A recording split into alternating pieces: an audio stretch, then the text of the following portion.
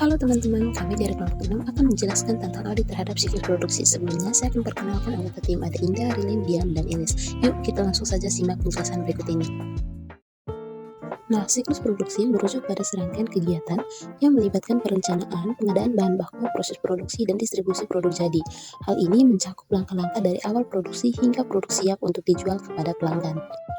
Audit terhadap siklus produksi melibatkan pemeriksaan rinci terhadap langkah-langkah dalam produksi termasuk perencanaan produksi, pengadaan bahan baku, proses manufaktur, pengendalian kualitas, dan distribusi. Lalu tujuan diadakannya audit terhadap siklus produksi adalah untuk memastikan akurasi informasi keuangan terkait produksi, mengidentifikasi risiko, serta menilai kepatuhan terhadap kebijakan dan prosedur perusahaan. Yang berikutnya adalah uraian prinsip akuntansi persediaan. Nah, yang pertama ada pengakuan biaya, di mana untuk memastikan persediaan diakui dengan biaya perolehan yang mencakup biaya pembelian, pengangkutan, dan biaya produksi yang diperlukan untuk menyiapkan persediaan dalam kondisi siap dijual. Yang kedua, konsistensi, di mana menilai konsistensi penggunaan metode akuntansi persediaan dari suatu periode ke periode lain untuk memastikan konsistensi pelaporan. Lalu yang ketiga, pengungkapan. Nah, pengungkapan ini di mana memeriksa kelengkapan pengungkapan dalam laporan keuangan terkait kebijakan akuntansi persediaan dan nilai yang diakui. Lalu yang keempat ada valuation.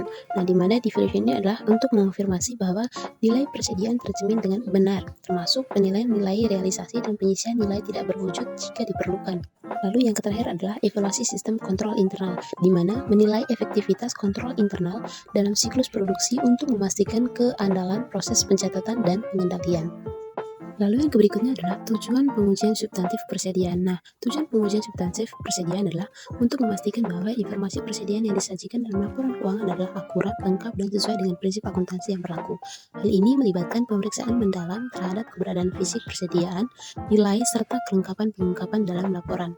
Sehingga untuk memberikan keyakinan bahwa persediaan terjamin dengan benar dan dapat diandalkan. Lalu yang berikutnya adalah program pengujian substantif persediaan. Nah, di program pengujian substantif persediaan melibatkan langkah-langkah tertentu untuk memastikan keakuratan dan keandalan informasi persediaan dalam laporan keuangan. Beberapa contoh langkah dalam program tersebut meliputi yang pertama, pemeriksaan fisik, di mana dalam pemeriksaan fisik melibatkan konfirmasi langsung dengan melakukan perhitungan fisik persediaan untuk memverifikasi keberadaan dan kondisi fisik. Yang kedua, konfirmasi. Nah, di sini untuk mengonfirmasi jumlah persediaan dengan pihak eksternal seperti pemasok atau pelanggan untuk memastikan kesesuaian informasi. Yang ketiga, pengujian dokumentasi atau pemeriksaan dokumentasi, di mana memeriksa dokumen pendukung seperti faktur pembelian, catatan produksi, dan kontrak untuk memastikan kelengkapan informasi. Lalu yang keempat, evaluasi metode pengukuran atau evaluasi nilai realisasi, di mana mengevaluasi nilai persediaan dengan mempertimbangkan nilai pasar, potensi penurunan nilai atau impairment, dan kelayakan penjualan. Lalu yang kelima, analisis biaya. Nah, di analisis biaya ini melibatkan penilaian terhadap metode perhitungan biaya produksi, termasuk bahan baku, tenaga kerja, dan overhead. Auditor akan memeriksa keakuratan perhitungan biaya serta membandingkan biaya produksi dengan hasil fisik yang diamati. Hal ini bertujuan untuk memastikan bahwa persediaan direkam dengan benar dan mencerminkan biaya produksi yang sebenarnya. Nah, program ini membantu mengidentifikasi potensi kesalahan atau kecurangan dalam akuntansi persediaan dan memastikan keandalan informasi yang disajikan dalam laporan keuangan.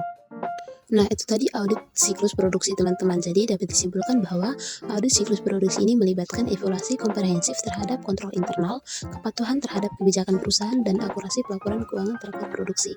Nah, ini mencakup penilaian terhadap efisiensi operasional, pemantauan stok, dan penerapan prosedur keamanan di area produksi. Jadi audit tersebut dapat mencerminkan tingkat keandalan informasi yang disajikan perusahaan dalam laporan keuangannya terkait siklus produksi. Nah, sekian materi dari kelompok kami teman-teman. Terima kasih sudah menonton video ini. Semoga video ini dapat bermanfaat bagi teman-teman. Jangan lupa jika ada yang belum dipahami atau ingin ditanyakan, silakan komen di bawah. Terima kasih.